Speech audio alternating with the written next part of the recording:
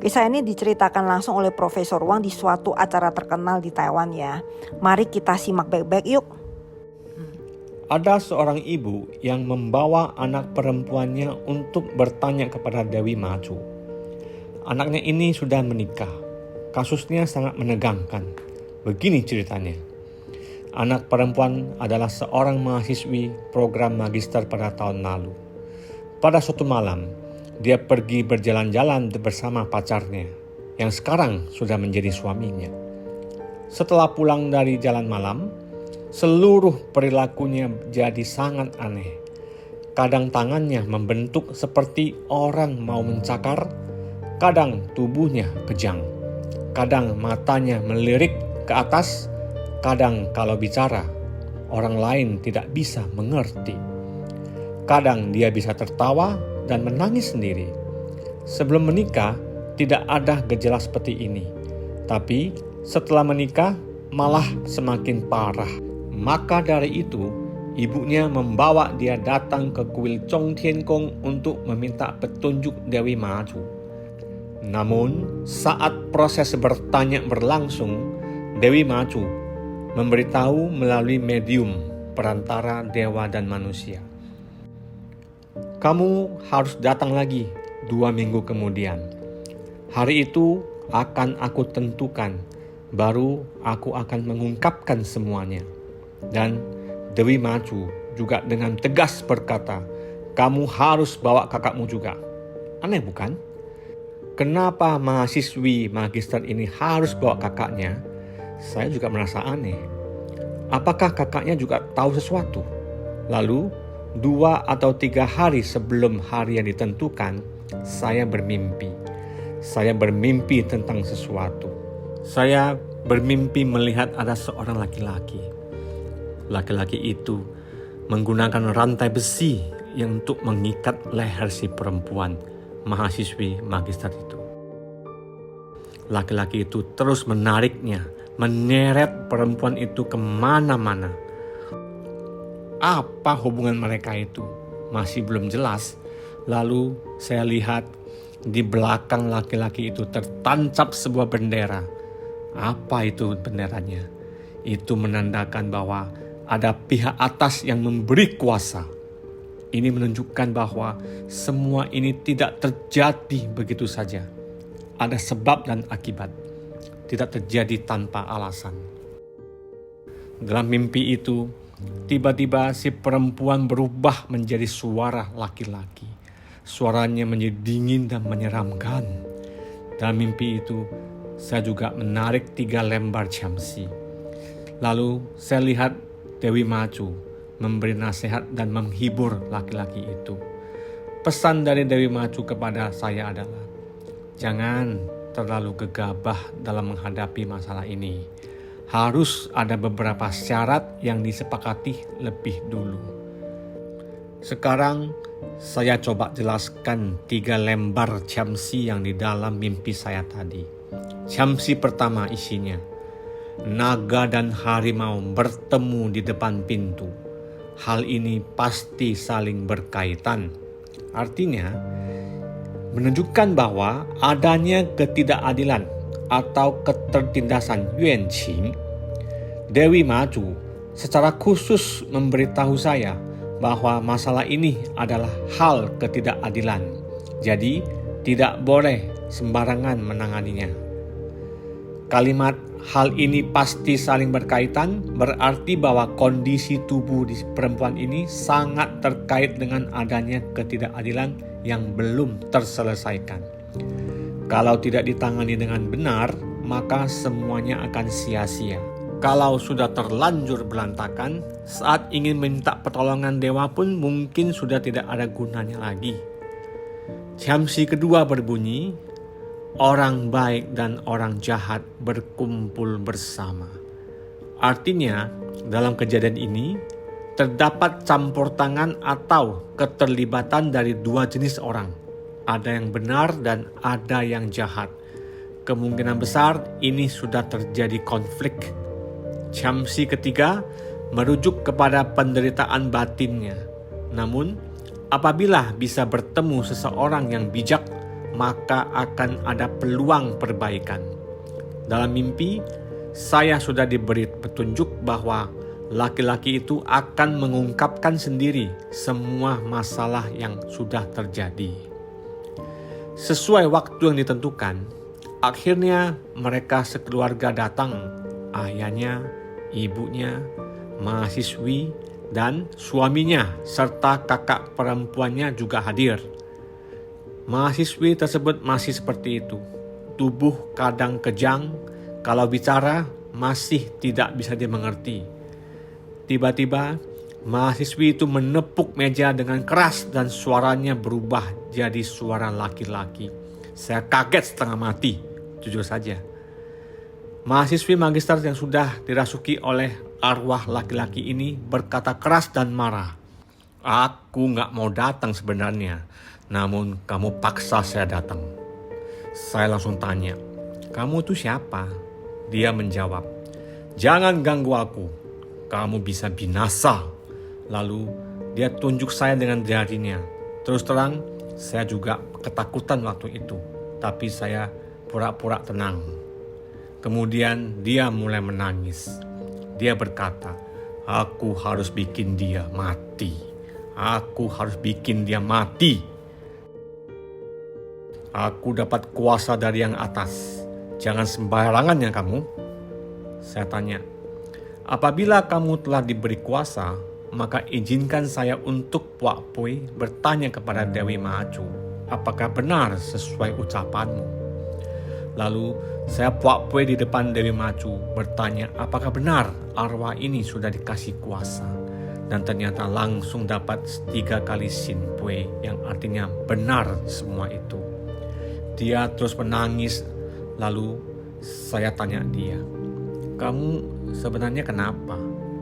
Kenapa kamu perlakukan orang ini sampai seperti itu? Dia terus menangis dan berkata, saya ingin dia mati. Saya bilang, baiklah, tidak apa-apa. Tapi tolong, kamu harus ceritakan dengan jujur apa sebenarnya penyebab semua ini. Dia masih menangis sambil bercerita. Dulu, aku punya seorang istri. Kita bersama sudah belasan tahun. Istri saya susah hamil. Setelah menikah beberapa tahun lamanya, tiba-tiba istri saya hamil. Pada suatu hari, saya kenal dengan perempuan ini. Waktu itu dia masih kuliah. Dia memaksa saya untuk menceraikan istri saya dan dia bilang harus menceraikan istri saya dulu, baru mau menikah dengan saya. Padahal istri saya waktu itu sedang mengandung. Tapi saat itu saya benar-benar tergila-gila dengan perempuan ini. Lalu perempuan ini bilang bahwa saya harus memaksa istri saya untuk menggugurkan kandungan. Kalau tidak, dia tidak mau menikah dengan saya. Saya tipu istri saya untuk menggugurkan kandungannya. Dan istri saya benar-benar menggugurkan kandungan itu. Setelah itu, saya malah memaksa dia untuk bercerai. Istri saya sudah tidak kuat lagi. Dia putus asa dan akhirnya mengakhiri hidupnya. Setelah istri saya meninggal, saya kembali ingin menikah dengan perempuan ini. Namun, dia justru berpaling ke pria lain yang sekarang menjadi suaminya. Saya menangis dan tidak bisa terima kenyataan ini. Saya tidak rela. Akhirnya, saya pun mengakhiri hidup saya dengan membakar arang. Setelah saya mati, saya tidak rela. Saya merasa keluarga saya hancur seperti ini semua gara-gara perempuan ini. Setelah arwah pria ini selesai bercerita, saya berkata padanya bahwa kita bersama-sama memohon jalan keluar yang terbaik dan memohon pada Dewi Macu untuk membimbing ke jalan yang baik. Arwah itu langsung berteriak dan menatapku tajam berkata, kamu gak usah pura-pura baik. Hati-hati aja kamu di jalanan ya. Biar kamu mampus. Saya akan membuatmu sama seperti anak kecil itu mampus di jalan. Saya langsung bertanya kepada ibu yang ada di samping. anak kecil yang dimaksud ini siapa? Dan ternyata anak kecil yang dimaksud adalah anak perempuan dari perempuan ini. Jadi dia sudah menikah dan punya satu anak perempuan. Ibunya bercerita saat menantunya mengantar anaknya ke sekolah, tiba-tiba terjadi kecelakaan yang menyebabkan cucunya meninggal dunia. Sang ibu berteriak dan memukuli arwah pria yang merasuki tubuh anak perempuannya seraya berkata, "Ternyata kamu yang telah menyebabkan cucuku meninggal." Di tempat itu, semua orang tegang. Kami semua panik. Tapi sungguh beruntung, situasinya tidak semakin memburuk.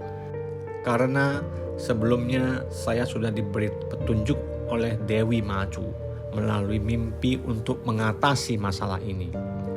Lalu saya bilang kepada arwah tersebut, begini saja.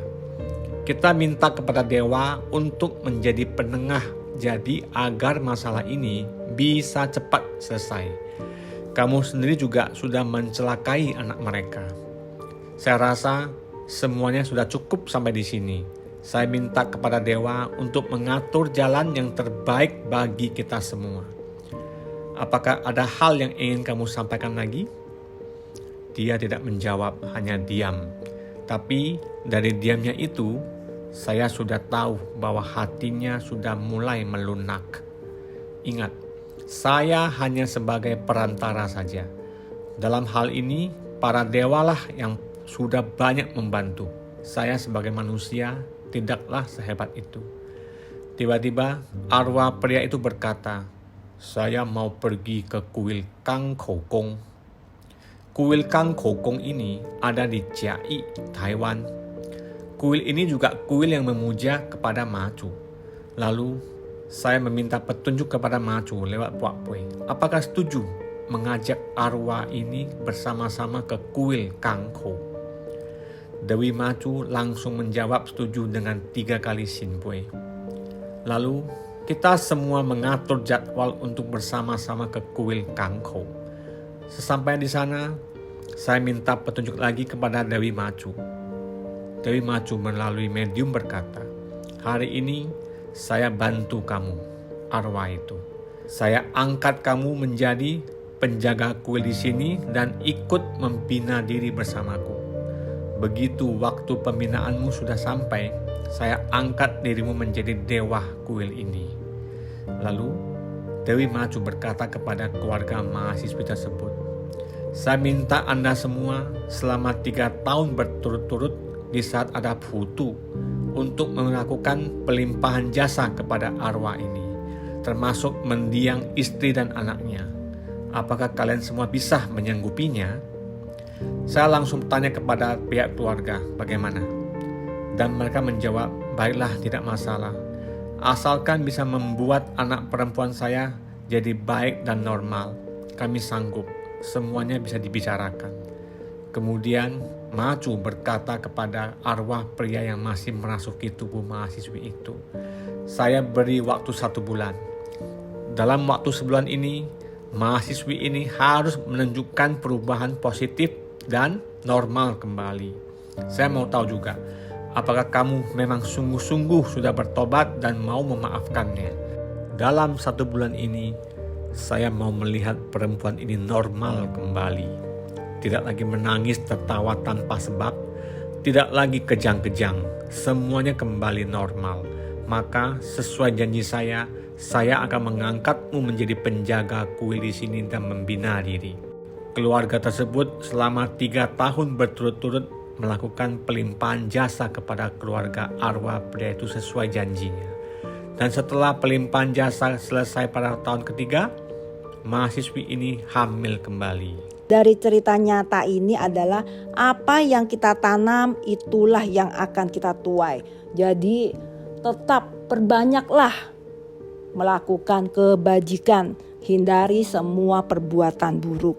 Seperti itu. Semoga semua makhluk hidup berbahagia.